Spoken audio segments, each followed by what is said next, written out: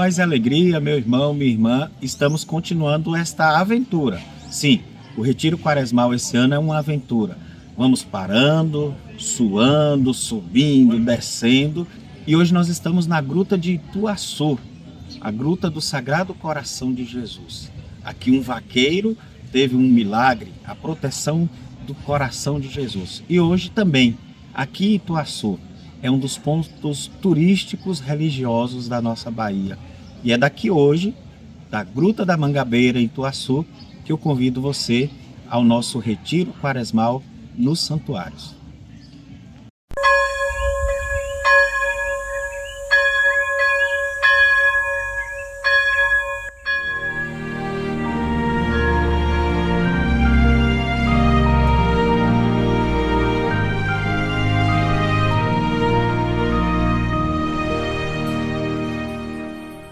Paz e alegria, meu irmão, minha irmã. Vamos continuando a nossa peregrinação.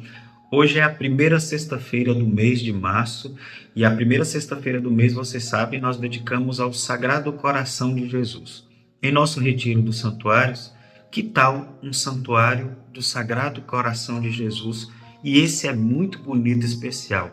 É na Gruta de Ituaçu, um santuário natural aqui na Bahia, caminho da minha casa para a Vitória da Conquista, é do Santuário do Sagrado Coração de Jesus que eu convido você para a oração. Vamos rezar? Em nome do Pai, do Filho e do Espírito Santo. Amém.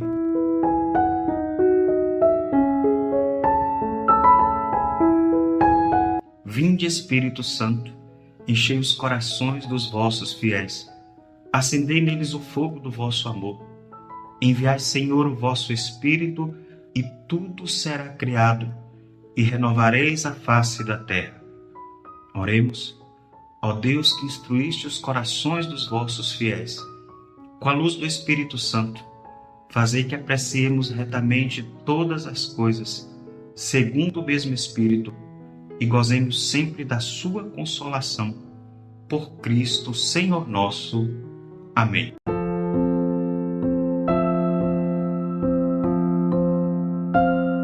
Meus amados irmãos e irmãs, no Evangelho de hoje, Jesus conta a parábola dos vinhateiros maldosos e que a gente tem lá na primeira leitura uma prefiguração com a história de José do Egito. Uma história fantástica nas Sagradas Escrituras que nos toca e que também nos traz hoje uma reflexão para o nosso caminho quaresmal em duas perspectivas.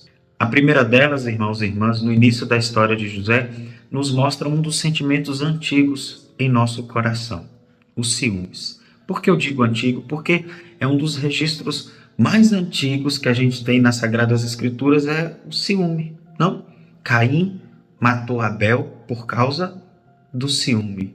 E esse que permanece até hoje em nós, que muitas vezes é cantado, muitas vezes é poetizado, é um elemento que para muitos é um tempero na relação ter o ciúme, mas que nos coloca verdadeiramente com a nossa maldade, a maldade da nossa humanidade. Por ciúmes, nós podemos fazer besteira, loucura em nossa vida. A história de José mostra justamente esses irmãos que, não contentes em perceber a relação do pai de José com ele, de talvez achar que José é querido, é privilegiado, então tentam armar contra a vida do próprio irmão. Nós também somos assim. Queria te fazer uma pergunta.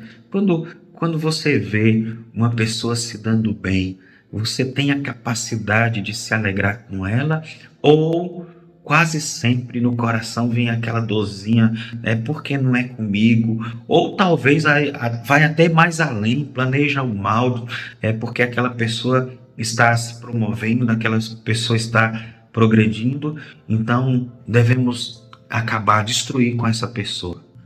E eu quero dizer a você, meu irmão, não deixe que esse sentimento tome conta da sua vida. Todos nós, em alguma medida, carregamos isso dentro de nós. Nesse sentido, uma das coisas que eu posso dizer para ajudar em nossa reflexão é buscar em Deus mas buscar também na própria vida, quem sabe com um apoio psicológico, com a ajuda de criarmos uma segurança pessoal, não uma segurança autossuficiente, mas saber dentro da vida, dentro da história, aonde eu estou inserido, quem eu sou, o que eu sei fazer, o que eu posso oferecer e quem é o próximo. Quando eu tenho essa segurança de vida, eu não preciso viver me comparando, disputando, sempre apontando para o outro. Repito, é um sentimento que devemos fugir, correr, buscar cada vez mais diminuir em nosso coração. O segundo aspecto e central em nossa reflexão hoje, com a primeira leitura, mas a partir do Salmo, lembrai sempre as maravilhas do Senhor. Existe um adágio popular que a gente diz o seguinte: Deus escreve certo por linhas tortas. E eu sempre repito, Deus só escreve. Quando a gente percebe na vida em que muitas vezes os caminhos eles são tortuosos, a gente se pergunta por que Deus está fazendo isso comigo, por que tanta coisa acontecendo, e lá na frente é aqui a história de José. José é vendido como escravo, é livre da mão da morte, e José dá uma reviravolta na vida e daqui a pouco nós vamos ver a continuidade dessa história. José se torna o rei, José se torna o maior naquela região, mas José começa com uma história que é totalmente errada. E a gente pode dizer, foi uma desgraça, uma miséria que aconteceu? Foi o caminho que Deus escolheu.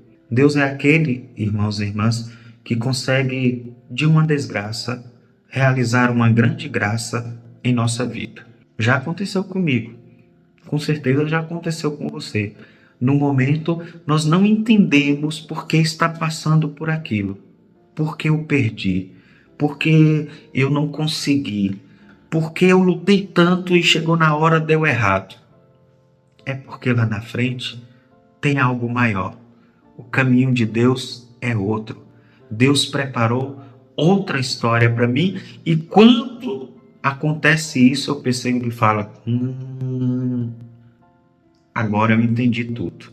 Em outras palavras, o Salmo, lembrai sempre as maravilhas do Senhor.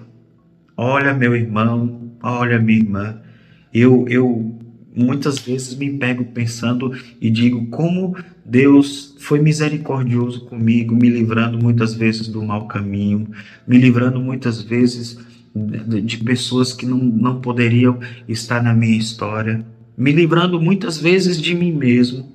Para quê? Para que eu pudesse realizar a vontade de Deus na minha vida. E é claro, no momento eu esperneei, eu chorei, eu briguei com Deus, eu questionei e Deus honrou a minha vida. Você também, com certeza, já passou por isso e eu queria, neste dia de reflexão, lhe convidar a olhar para as maravilhas do Senhor na sua vida. Aquela que lá no dia você chorou, você brigou, ficou de mal com Deus, mas hoje a gente olha para trás e fala, eu entendi tudo, Senhor, eu entendi tudo.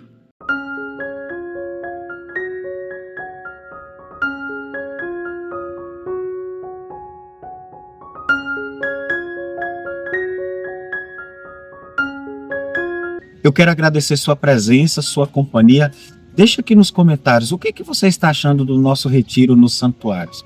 Qual é o lugar que te surpreendeu? Deixe também sua pergunta, seu comentário. Fale alguma coisa aí, compadre, eu leio todo mundo que me escreve, tá certo?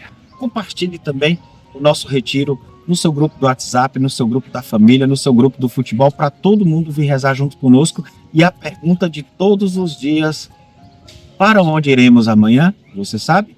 Que Deus abençoe você, sua família. Aqui embaixo, na descrição, eu deixo também uma música para você meditar nesse dia de oração. Deus abençoe e até amanhã.